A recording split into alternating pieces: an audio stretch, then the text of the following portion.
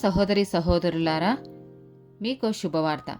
2025 సంవత్సరంలో మొత్తం 365 అంశాలను మీతో పంచుకోబోతున్నాము.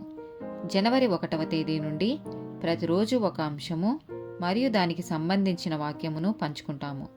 దయచేసి ఆ వాక్యములను వినండి, ధ్యానించండి మరియు ఆశీర్వదించబడండి. దయచేసి సబ్స్క్రైబ్ చేయండి మరియు మీ స్నేహితులతో పంచుకోండి. ధన్యవాదాలు.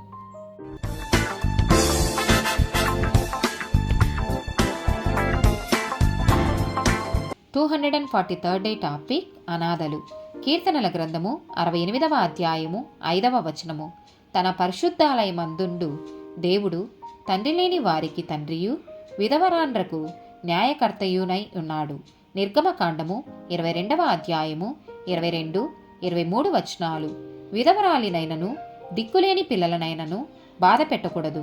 వారు నీ చేత ఏ విధముగానైనను బాధనొంది నాకు మొరపెట్టిన ఎడల నేను నిశ్చయముగా వారి మొరను విందును.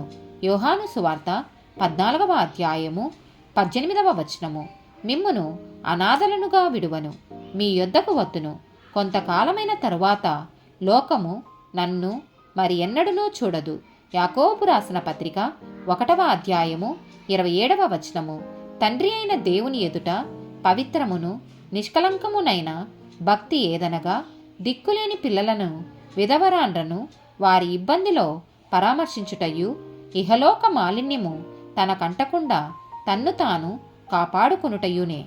హోషేయ గ్రంథము 14వ అధ్యాయము 3వ వచనము. అశ్షూరీయుల చేత రక్షణ నందగోరము, మేమికను గుర్రములను ఎక్కము. మీరే మాకు దేవుడని మేమిక మీదట మా చేతి పనితో చెప్పము. తండ్రి లేని వారి ఎడల వాత్సల్యము చూపువాడవు నీవే గదా. ఆమెన్.